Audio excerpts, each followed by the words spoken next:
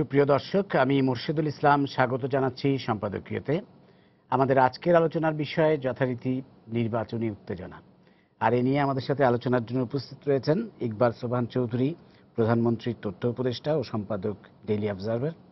রয়েছেন সলিমুল্লাহ খান, অধ্যাপক, university of liberal arts Bangladesh.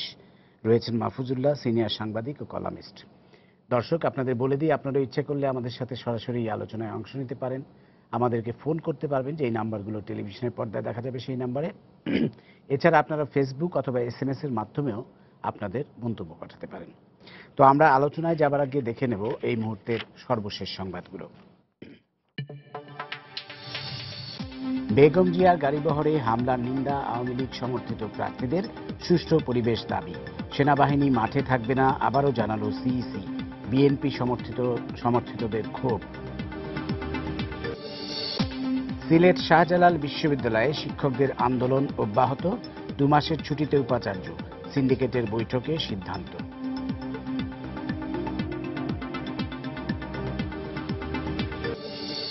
হাইকোর্টের নির্দেশনার পরও শিক্ষা প্রতিষ্ঠানে গড়ে ওঠেনি যৌন নিপীড়ন রোধে অভিযোগ কমিটি। পিএসসিতে নারী লাঞ্ছনাকারীদের শাস্তি দাবিতে প্রতিবাদ। এবং ওয়ানডেতে পাকিস্তানকে হোয়াইট ওয়াশের পর এবার একমাত্র টি-20তে জয়ের প্রত্যয় টাইগারদের। দিনভর অনুশীলন, টিকিটের জন্য হাহাকার দর্শকদের।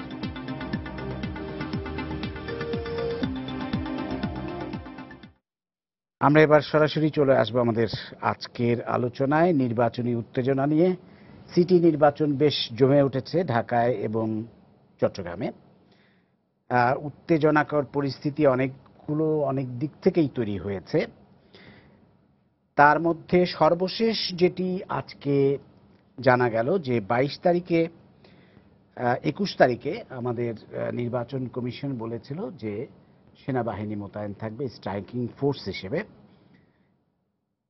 ভোট কেন্দ্রের বাইরে, এবং প্রয়োজনে তারা ভোট কেন্দ্রে প্রবেশ করবে। কিন্তু তার পরদিনই তারা বলল যে না, সেনাবাহিনী যথারীতি ক্যান্টনমেন্টেই থাকবে, এবং যদি প্রয়োজন হয় রিটার্নিং অফিসারের অনুরোধে তারা বেরিয়ে আসবে। তো এটি কেমন হলো?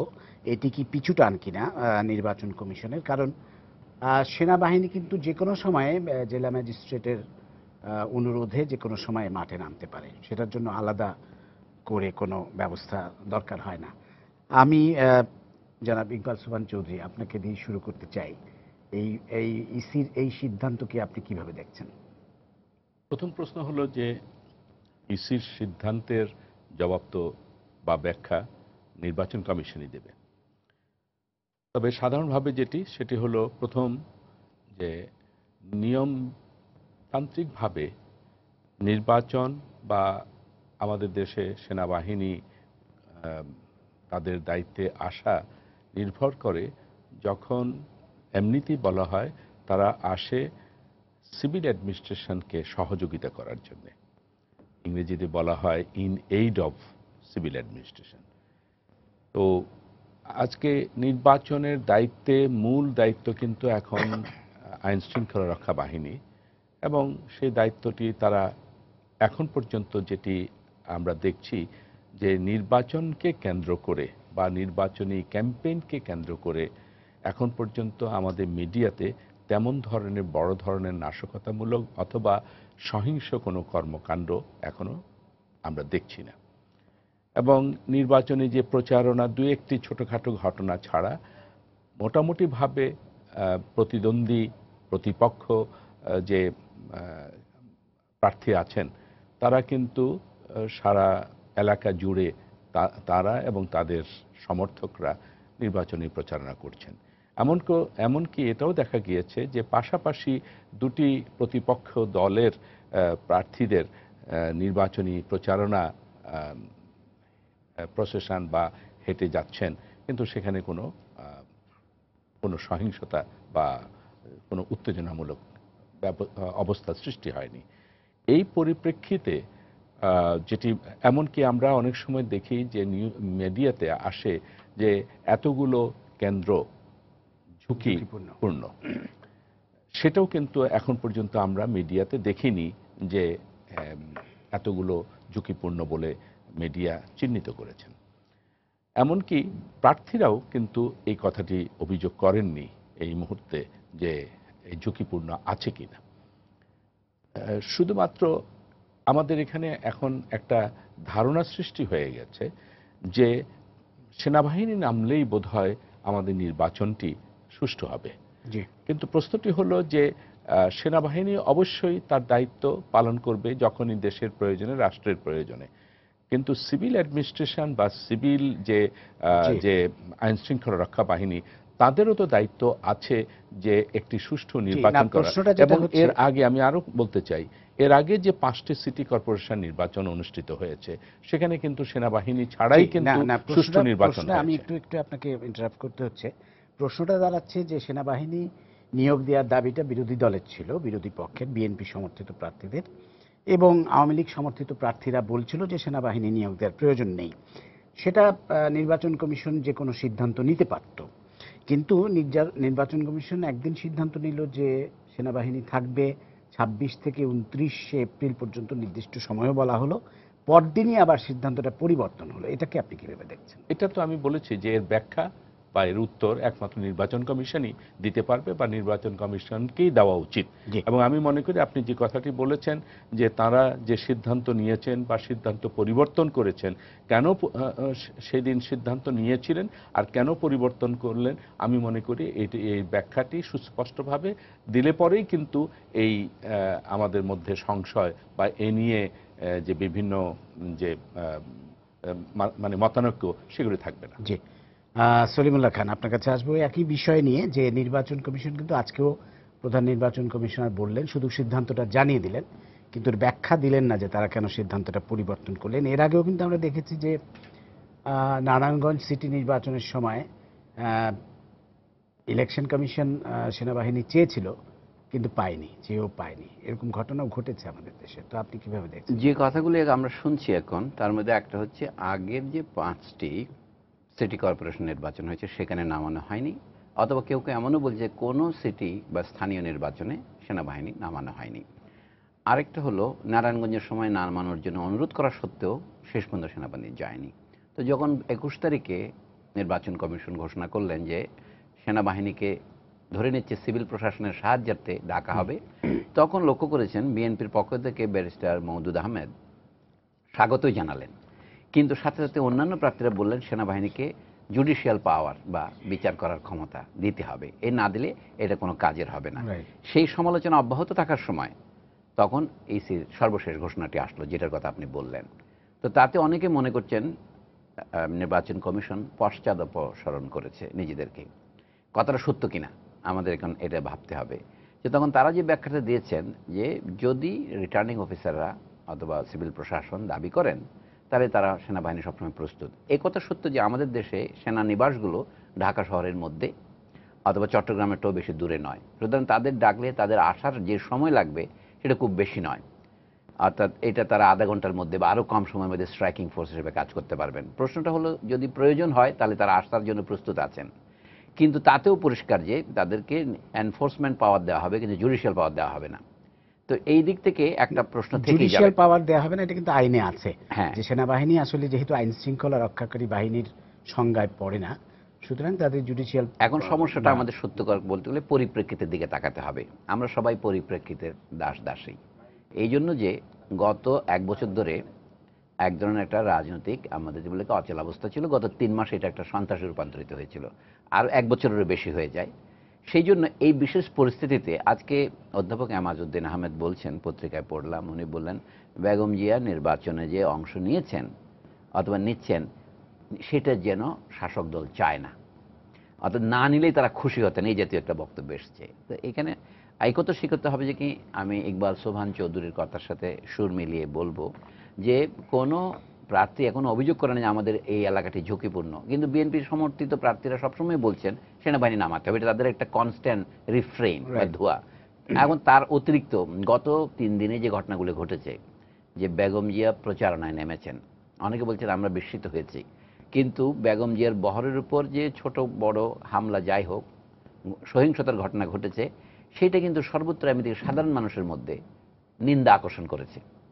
এখন সেইটাও একটা কারণ হতে পারে যে তারা নিরাপদ বোধ করছেন না। যদি এই ঘটনাগুলি যে ঘটেছে, এখন এইটার যদি মাত্রা মাল্টিপ্লায়ার এফেক্ট হয়, আরও বেশি হয়, তাহলে ওই সেনাবাহিনী ডাকার যে যুক্তিটা সেটাই কিন্তু প্রবল হয়ে উঠবে। সরকার একদিকে বলছেন যে সেনাবাহিনী নামানোর প্রয়োজন নেই, কিন্তু যে ঘটনাগুলি ঘটছে এগুলো নিয়ন্ত্রণ করার, সামাল দেওয়ার দায়িত্ব সরকারের। এবং দুই এক জায়গায় পত্রিকায় পড়েছি, জয় বাংলা, জয় বঙ্গবন্ধু স্লোগান দিয়ে আক্রমণ করেছে, যেমন গতকালকে যেটা বাংলা মোটরে হয়েছে। এইটা কিন্তু, হ্যাঁ, বেগম জিয়ার প্রতি সাধারণ মানুষের ক্ষোভ থাকতে পারে, প্রধানমন্ত্রী যেমন বলছেন, কিন্তু প্রধানমন্ত্রী হিসেবে প্রধানমন্ত্রীর দায়িত্ব হচ্ছে সেই ক্ষোভের মুখ থেকে তাকে রক্ষা করা।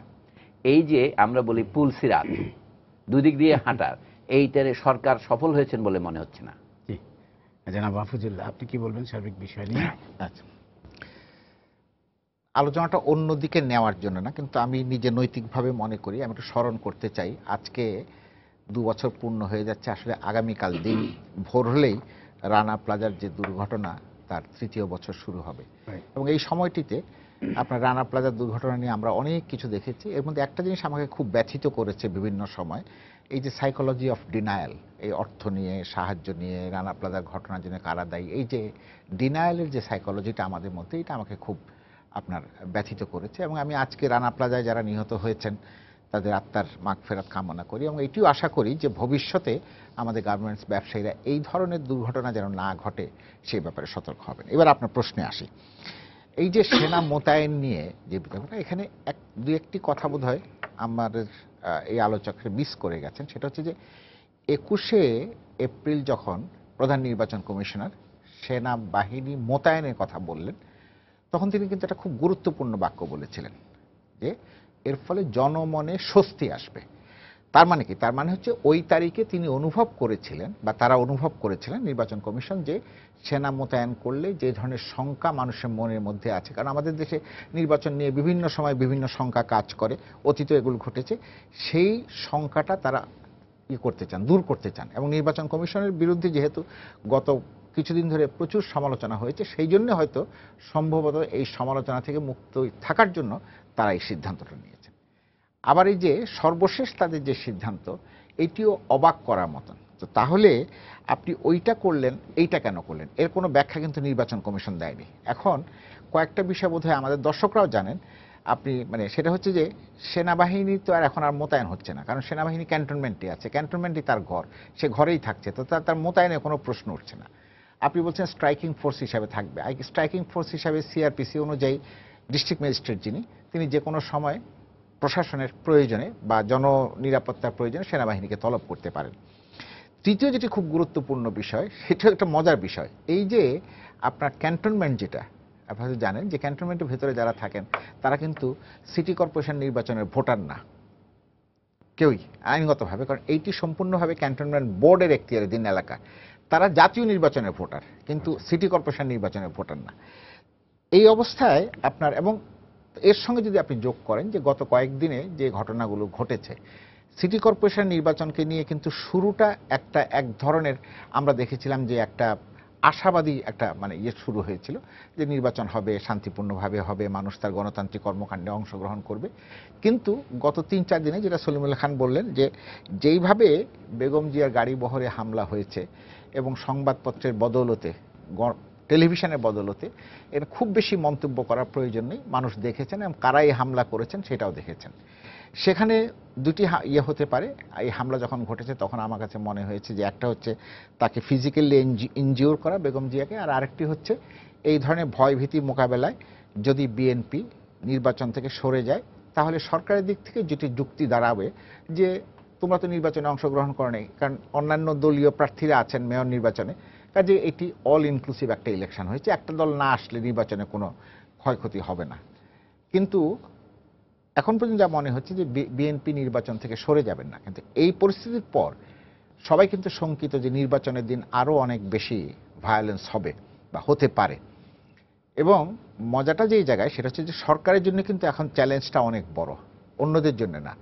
কারণ যদি কোনো রকমের ভায়োলেন্সের ফলে বা ভায়োলেন্সের পরে সরকার নির্বাচনে জয়লাভ করে বা বলা হয় যে নির্বাচনের ফলাফল চুরি করেছে, সেটাও সরকারের জন্য বিপজ্জনক।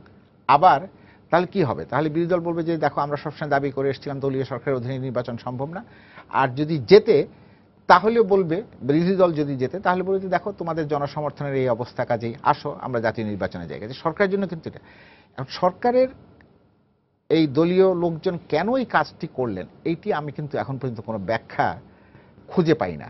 মানে তারা হয়তো ভেবেছিলেন যে ভয় দেখানো একটা ব্যাপার, কিন্তু তারা এটা যে বুমেরাং হবেন, মানে যে কথাটা সলিমুল্লাহ খান বললেন যে এটা বুমেরাং হবে না, যে সাধারণ মানুষের যে রিয়াকশন, এইটি তারা উপলব্ধি করতে পারেনি। উপলব্ধি করতে পারলে কিন্তু এটা করতেন। এখন কিন্তু এর ফলে যেটা হয়েছে যে বেগম জিয়া সম্পর্কে যতখানি সমালোচনা থেকে থাকুক, এখন কিন্তু তার প্রতি সমবেদনা বা সিম্প্যাথি বা সাপোর্ট কিন্তু অনেক দূর, মানে ওই সমস্ত জিনিসকে অতিক্রম করেছে।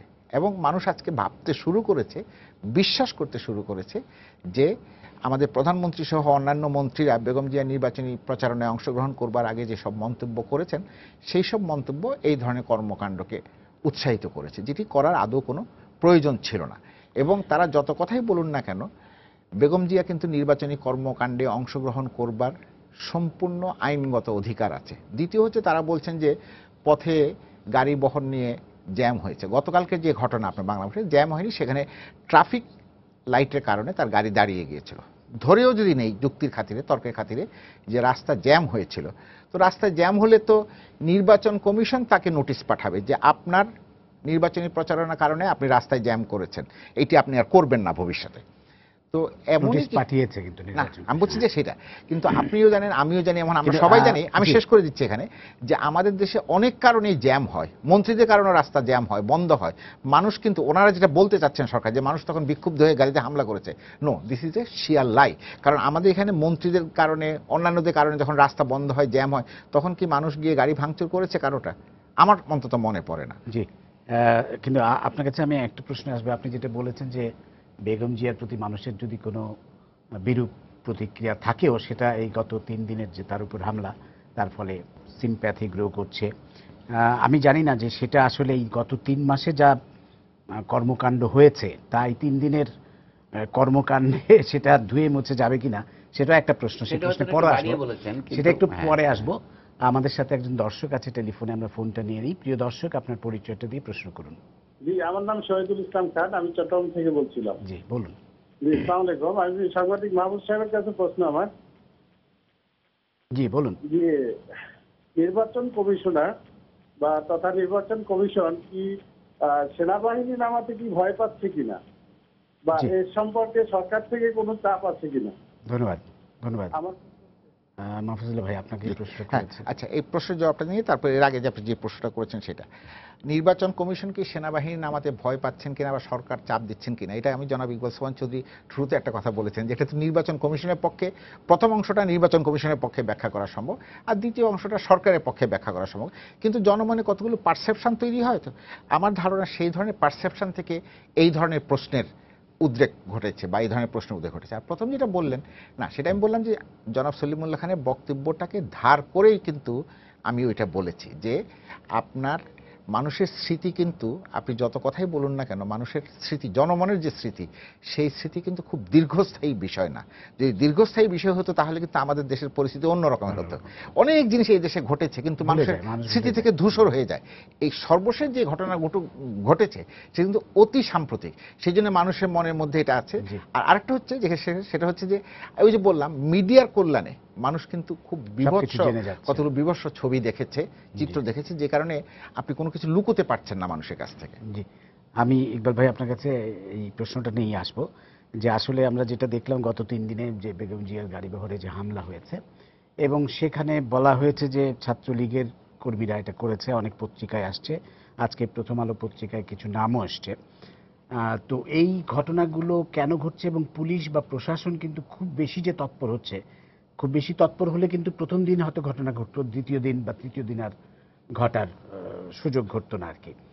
তো এটি তো আসলে নিশ্চয়ই মানুষ ভালোভাবে নিচ্ছে না। আপনি এই ব্যাপারে কি বলবেন? আমি আপনাকে স্মরণ করিয়ে দিতে চাই, সেটি হলো, যেমন দেখুন, যখন নির্বাচনী প্রচারণা শুরু হয়েছে, বিভিন্ন দল, যদিও এটি বলা হয় নির্দলীয়, কিন্তু এটি নির্দলীয় নেই। এটা আজকে নয়, দীর্ঘদিন থেকেই এটা দলীয়ভাবেই নির্বাচন অনুষ্ঠিত হচ্ছে। এবং এই দলীয়ভাবে নির্দলীয় নির্বাচন, আমি এইভাবে বলতে চাই, জি। দলীয়ভাবে নির্দলীয় নির্বাচনটি হচ্ছে, এবং সেখানে যে প্রার্থীরা তারা কিন্তু খুব সুন্দরভাবেই কিন্তু শান্তিপূর্ণভাবে প্রতিপক্ষ হিসাবে একে অন্যের সেটা ঠিক। তারা প্রচারণা করছিলেন। Right. কিন্তু সেখানে উত্তেজনাটা সৃষ্টি হলো, আপনি যেখানে প্রথমে বললেন নির্বাচনে উত্তেজনা, সেই উত্তেজনাটা সৃষ্টি হলো কিন্তু বেগম খালেদা জিয়া যখন অকস্মাৎ তিনি যখন নামলেন, এবং সেখানে কিন্তু মিডিয়াতে আপনারা দিয়েছেন যে তিনি কিন্তু যেদিন প্রথম নামেন সেদিন মিডিয়াকেও আগে থেকে জানানো ছিল না, হঠাৎ করে তিনি নামলেন। এখন প্রশ্ন হলো যে তিনি কি নামতে পারবেন না? নিশ্চয়ই তিনি নামতে পারবেন, তিনি তার দলের প্রার্থীর পক্ষে তো নামার তার সুযোগ আছে। এবং পাশাপাশি কিন্তু এটিও আসবে যে তিনি নির্বাচনে ভোট ভিক্ষা করছেন, এবং আমি এর আগেও দু একটি জায়গাতে বলেছি এটি। তিনি দোকানদারদের কাছে গিয়েছেন ভোট চাইতে, তিনি সাধারণ মানুষের কাছে গিয়েছেন ভোট চাইতে। এটি আমি মনে করি একটি ইতিবাচক, কারণ তিনি এতদিন মানে আগুন নিয়ে খেলেছেন, তিনি মানুষের মৃত্যুর কারণ হয়েছেন, দেশের এত সম্পদ তার আন্দোলনের নামে সন্ত্রাসের মধ্য দিয়ে ধ্বংস হয়েছে, তারপরে তিনি যে এসে মানুষের কাছে ভোট ভিক্ষা করছেন, আমি এটাকে স্বাগত জানাই। কিন্তু পাশাপাশি তিনি যদি এই দোকানদারের কাছে গিয়ে যদি বলতেন যে আমার আন্দোলনের কারণের জন্য, সহিংসতা সন্ত্রাসের কারণের জন্য আপনাদের 3 মাস দোকান বন্ধ ছিল এবং আমি আপনাদের কাছে দুঃখ প্রকাশ করছি, তাহলে আমি মনে করি যে তিনি সত্যিকারের একটি গণতান্ত্রিক দলের নেত্রী হিসেবে তিনি কাজ করতেন। একটি দল তো ভুল করতে পারে, একটি নেতা তো ভুল করতে পারে, তিনি তো সেই ভুলের স্বীকার করবেন। যেমন দেখুন, ইন্দিরা গান্ধী যখন ইমার্জেন্সি দিয়েছিলেন ভারতে, পরে ভুল স্বীকার করে পরে কিন্তু তিনি জনগণের কাছে ভুল স্বীকার করেছেন। আজকে আমি আসার আগে দেখলাম, পত্রিকা অফিসে দেখলাম এবং মিডিয়াতেও দেখলাম, বেগম খালেদা জিয়া একজন তার যে বহরে একজন তার কর্মী বা তার যে সিকিউরিটি দেহরক্ষী তিনি আহত হয়েছিলেন গতকাল, তাকে হাসপাতালে দেখতে গিয়েছেন। সেটাকেও আমি স্বাগত জানাই যে তিনি তার কর্মী একজন বা তার দেহরক্ষী তার জন্য আহত হয়েছে, তাকে দেখতে গিয়েছেন। কিন্তু আমার কাছে প্রশ্ন হলো, তিনি তো শুধু দেহরক্ষীর নেত্রী নন, তিনি তার দলের নেতাকর্মীদের নেত্রী নন, তিনি তো একটি বৃহত্তম দলের একটি তিনি নেত্রী, এবং সারা দেশে তাকে বলা হয়, তার দলের নেতাকর্মীরাই বলেন তিনি দেশনেত্রী। তিনি দেশনেত্রী হিসেবে কিন্তু বার্ন ইউনিটে যারা তার আন্দোলনের কারণের জন্য যারা দগ্ধ হয়ে আজকে আহাজারি করছেন, তাদেরকে কিন্তু দেখার জন্য একবারও তিনি যেতে পারলেন না। তাই তিনি কাদের নেত্রী? তিনি কি শুধুমাত্র তার দলের নেত্রী, তাকে যারা সমর্থন করে তাদের নেত্রী, আর যাদেরকে পুড়িয়ে মারলেন তাদের নেত্রী নন? পাশাপাশি যেটি আমি বলতে চাই যে এই ধরনের তিনি যখন নামলেন তখন অনেকে হয়তো ক্ষুব্ধ বহিঃপ্রকাশ, কিন্তু ক্ষুব্ধের বহিঃপ্রকাশ যেটি করেছে সেটিকেও কিন্তু আমি সমর্থন করি না। আমি মনে করি এটি আদৌ প্রয়োজন ছিল না। এবং তবে একটি কথা আমি আবার বলতে চাই যে 3 মাসের অগ্নিদগ্ধ হওয়ার যে আন্দোলন বা কর্মসূচি তিনি দিয়েছেন, দেশের যে ক্ষয়ক্ষতি হয়েছে, 3 দিনের এই কয়েকজনের ওনার গাড়ি বহরে হামলার মধ্য দিয়ে তার 3 মাসের ঘটনা সমবেদনা ধুয়ে মুছে সমবেদনায় পরিবর্তন হবে, সেটি যদি হয় তাহলে আমি মনে করি আমাদের জাতির দুর্ভাগ্যে আরো এই ধরনের ঘটনা দুর্ভাগ্য আসবে না। ঠিক আছে, আসলে বেগম জিয়ার যে 3 মাসের কর্মকাণ্ডের জবাব যদি সাধারণ জনগণ দিত তাহলে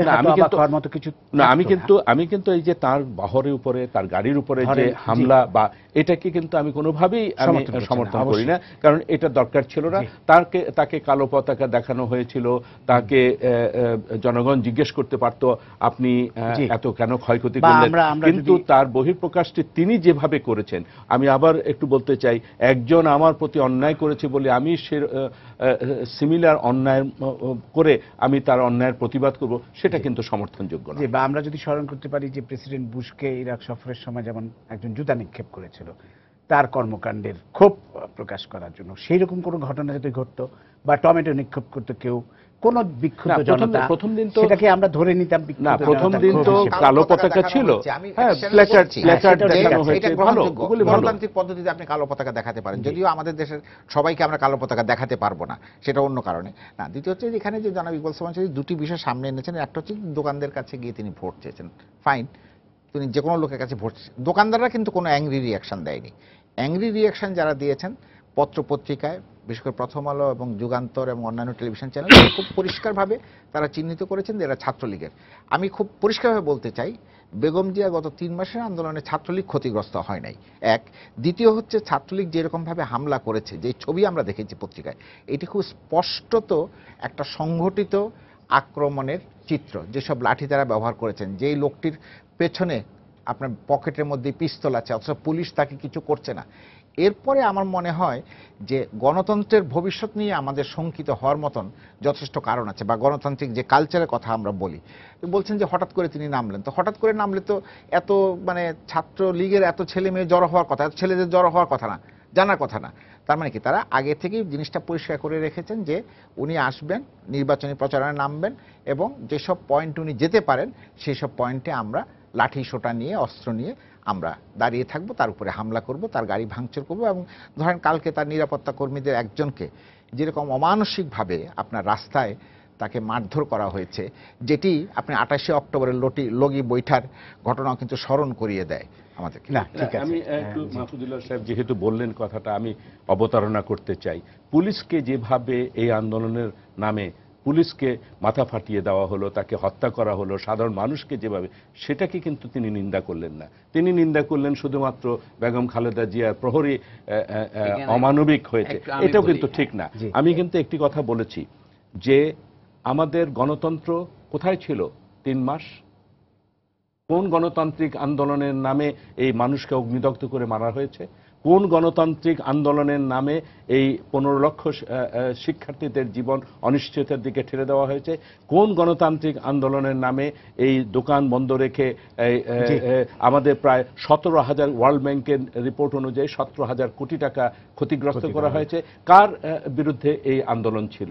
সরকারের বিরুদ্ধে যদি আন্দোলন হয়ে থাকে, সরকারকে আপনি প্রতিবাদ জানান, কিন্তু আপনি সাধারণ মানুষকে পেট্রোল বোম দিয়ে আপনি কেন অগ্নিদগ্ধ করে নিহত করেছেন? তাদের কি দোষ ছিল? তাই গণতান্ত্রিক আন্দোলনের যদি কথা বলেন, গণতান্ত্রিক আন্দোলনের সবচাইতে কালো অধ্যায়টি রচনা করেছেন এই 3 মাস, এবং এর আগে নির্বাচনকে ব্যাহত করার জন্য 600 সেন্টার পুড়িয়ে দেওয়া হয়েছে, স্কুল পুড়িয়ে দেওয়া হয়েছে, এবং রিটার্নিং অফিসারদেরকে হত্যা করা হয়েছে। সেটি কি গণতান্ত্রিক আন্দোলন? জি, আমি সলিমুল্লাহ খান। আমি একটা কথা বলি, একটা বাক্য শুধু, আমি একটা বাক্যই বলবো। সেটা হচ্ছে যে জনাব ইকবাল সামান চৌধুরী মনে থাকা উচিত, ওনার সঙ্গে টক শোতে আমি খুব স্পষ্টভাবে বলেছিলাম, আমি ওইসব বিষয় আনতে চাইনি, স্পষ্টভাবে বলেছিলাম যে আমি রাজনৈতিক সন্ত্রাস এবং রাষ্ট্রীয় সন্ত্রাস উভয়টারই আমি বিরোধী, এক। আর দ্বিতীয় বাক্য হচ্ছে যে জনগণের বিরুদ্ধে যদি তিনি আন্দোলন করতে, জনগণ ভোটের মাধ্যমে সেটা রায় দেবে, সেজন্য তাকে মারবার তো দরকার নেই। উনি মেরেছেন বলে আপনাকেও মারতে হবে? আমরা সবাই সেটা বিশ্বাস করি। এই যে উনি একটা কথা তুললেন, মানুষের স্মৃতি খুব দীর্ঘস্থায়ী নয়, সেই প্রসঙ্গে বলি। আগামীকাল 24 তারিখ, ধরুন আমাদের মাহফুজুল্লাহ ভাই মনে করিয়ে দিলেন রানা প্লাজা দুর্ঘটনা 2 বছর আগে ঘটেছে, কিন্তু 65 বছর আগে এই 24 এপ্রিল তারিখে রাজশাহী জেলের খাপড়া ওয়ার্ডে পুলিশ গুলি করে 7 জন বন্দীকে হত্যা করেছিল এবং 37 জন আহত হয়েছিল, এবং তাদের 2 একজনকে আমরা দেখেছিও। আহতদের একজন আব্দুল শহীদ ভাই তার কারাস্মৃতি আত্মস্মৃতি বিক্রি করতেন। এটা তো আমরা কেউ স্মরণ করছি না, কারণ কি? ইতিহাসের এটা তো ঘটনা, আমাদের সমাজে এটা এখন গুরুত্বপূর্ণ ঘটনা, কিন্তু মানে পাকিস্তান বিরোধী গণতান্ত্রিক আন্দোলনের ক্ষেত্রে আমরা ভাষা আন্দোলনের ভূমিকা স্বীকার করি সকলেই, কিন্তু এই যে কারাবন্দীরা গণতান্ত্রিক অধিকারের জন্য রাজবন্দী হিসেবে স্বীকৃতি পাওয়ার এবং অন্যান্য দাবির জন্য আন্দোলন করছিলেন, সেটা আমরা স্মরণ করি। তা মানুষের স্মৃতিতে একটু স্বল্প হবেই। এই জন্য বলছি, জনাব ইকবাল সোবহান চৌধুরী যেটা বলছিলেন, গত 3 মাসে যা হয়েছে, শুধু 3 মাস কেন, এর আগে 2013 সনের যখন শাহবাগে যুদ্ধ অপরাধীদের বিচারের জন্য ছাত্রছাত্রীরা সমবেত হয়েছেন, তখন বেগম জিয়া তার দায়িত্বহীনের মতো উক্তি করেছেন, এটা বলতে এইসব নাস্তিক ছেলে পেলে বলেছেন, সেটা তার মর্যাদার সাথে, 3 বারের প্রধানমন্ত্রীর মর্যাদার সাথে কিন্তু যায় না। এখন মানুষজন বলছে যে বেগম জিয়া আফটারঅল 3 বার প্রধানমন্ত্রী ছিলেন, তার দেহরক্ষীকে এভাবে পিটানোটা ঠিক হয়নি, কথাটা সঠিক, কিন্তু তা তুলনা করলে বেগম জিয়ার যারা উপদেষ্টা তারা যা বলেন তিনি তাই বলেন মনে হয়, যেগুলি বলেছিলেন তাতে এটা বলার দরকার ছিল না। যেমন যুদ্ধ অপরাধীদের বিচারের প্রশ্নে বিএনপির যে পজিশন, সেটা দেশবাসীর কাছে গ্রহণযোগ্য নয়, ফলে তার জনপ্রিয়তার ধস নেমেছে। কিন্তু তারপরেও মানুষ হিসেবে যখন একজন পুরনো নেত্রী রাস্তায় নামেন, মানুষ তার প্রতি সম্মান আশা করে। এই যে আমাদের একটা ঝড়ো আবহাওয়া গত আমি বলবো 3 মাস নয়, অ্যাকচুয়ালি 2 বছর ধরেই যাচ্ছে। 2013 সনে গিয়েছে, সেটা 2014 এক বছর কেন জানি এক ধরনের বন্যা ঝড়ের পূর্বে একটা নীরবতা সেটা ছিল। সেই দিক থেকে আমি বলবো যে আমরা তারপরেও আমি কেন আমার বক্তব্যটা বলার কারণ হচ্ছে আমরা চাই যে একটা শান্তিপূর্ণ নির্বাচন হোক, দেশে একটা গণতান্ত্রিক অবস্থায় প্রত্যাবর্তন হোক। বেগম জিয়াকে ধন্যবাদ আমরা দিয়েছি প্রকাশ্যে, দেশবাসী দিয়েছে যে যা হোক তিনি তার নিজের আন্দোলনের ব্যর্থতা অথবা ভ্রান্তি উপলব্ধি করে নিজে এসেছেন, এবং আশাটাই তো ক্ষমা প্রার্থনা আমি মনে করি।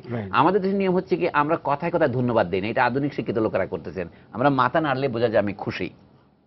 আমরা ধন্যবাদ দেওয়া, শুভেচ্ছা জানানো, এগুলো তো আধুনিক পাশ্চাত্য কায়দা আমরা অনুকরণ করছি। বাংলায় কিন্তু আমরা শুধু কথাতেই বুঝতে পারি। কাজে তিনি যে আন্দোলন ছেড়ে দিয়ে অন্তত কৌশলগত পরিবর্তনের কারণে হলো তিনি যে ভোট চাইতে যাচ্ছেন মানুষের কাছে, আমি মনে করি এইটাই তার আত্মস্বীকৃতি যে তিনি ভুল করেছিলেন। এখন সেই অবস্থায় আপনি উদারতার পরিচয় দিতে পারেন, আপনি সংকীর্ণতার পরিচয় দিতে পারেন। আমি এই জন্য বলছি তার বিরুদ্ধে মানুষের কোনো ক্ষোভ থাকলে, মানে ক্ষোভ আছে, কিন্তু ক্ষোভের বহিঃপ্রকাশকে নিয়ন্ত্রণ করার দায়িত্ব তো আফটার অল সরকারের।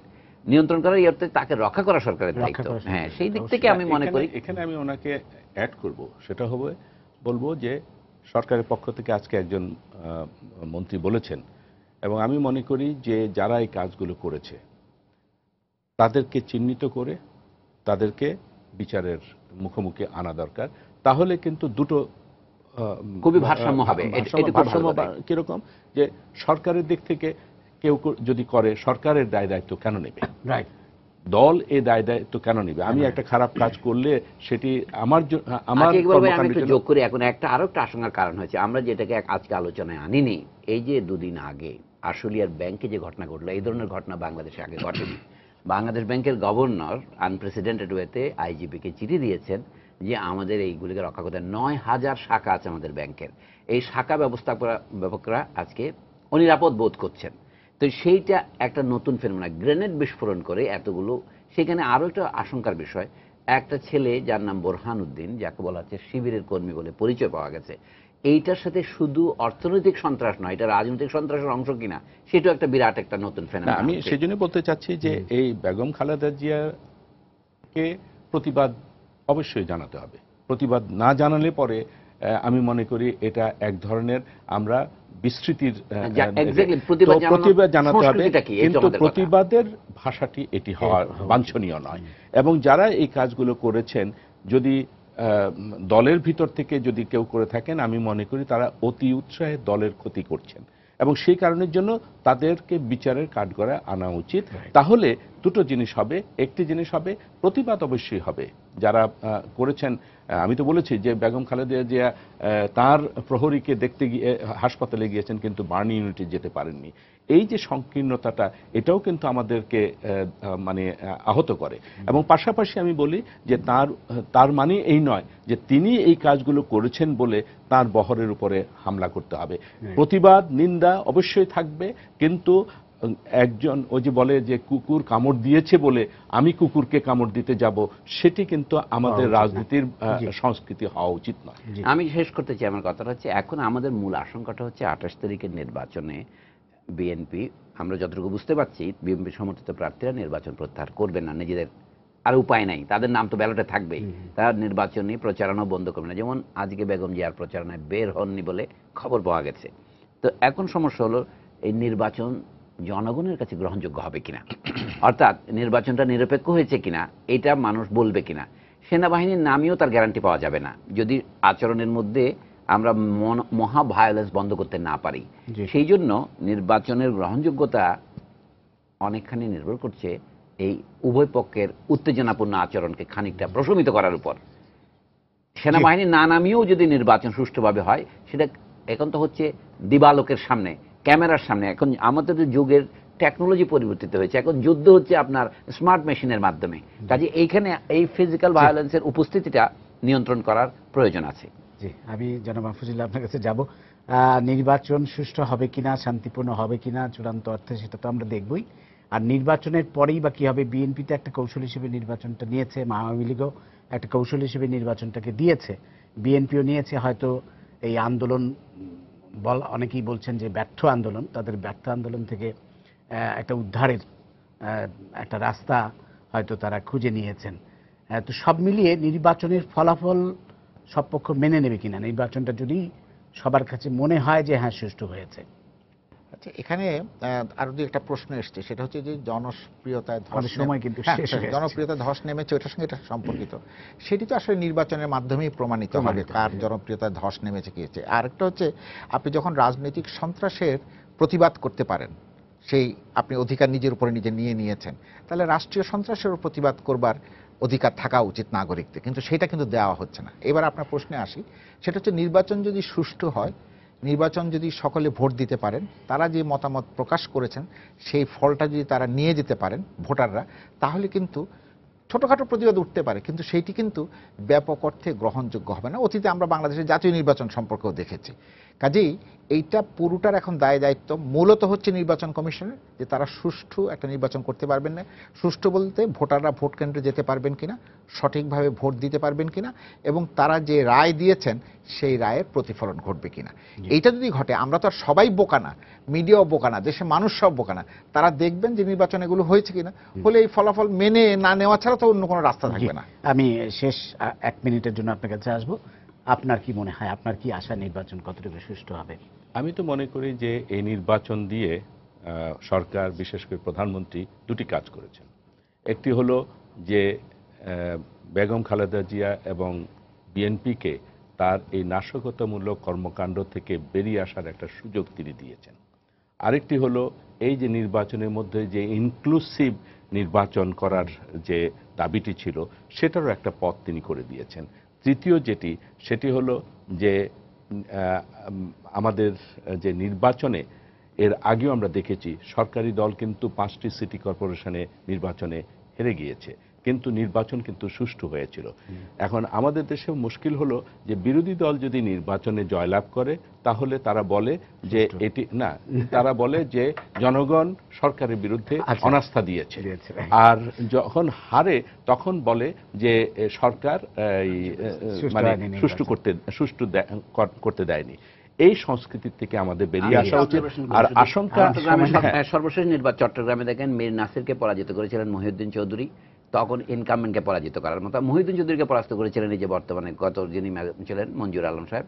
এবার কিন্তু চট্টগ্রামের কথা বাদ দিলে ঢাকায় কোনো ইনকামেন্ট অংশগ্রহণ করছেন না, ফলে এটা খুব ইন্টারেস্টিং হবে দেখার জন্য। আমি মনে করি, আমি যেমন ধরুন ঢাকা শহর এবং চট্টগ্রাম শহরে 3টি সিটি কর্পোরেশন নির্বাচন হচ্ছে, সেখানে কিন্তু আমি একজন পেশাজীবী সাংবাদিক হিসেবে এটুকু আমি বলতে পারি, এতগুলো ক্যামেরা, এতগুলো সাংবাদিক, এবং এখানকার জনগণ মানে ঢাকাবাসী বলেন বা চট্টগ্রামবাসী বলেন এত সচেতন, সেখানে কিন্তু জোর করে দখল করে কিছু করার মতো সুযোগ কিন্তু নেই। তাই বারবার যে কথাটা বলা হচ্ছে যে নির্বাচনকে সুষ্ঠু করতে হবে, তারা কিন্তু প্রকারান্তরে তারা কিন্তু নির্বাচনকে সুষ্ঠু না করার জন্য কিন্তু কতগুলো পদক্ষেপ নিয়ে রাখছে। ধন্যবাদ সবাইকে।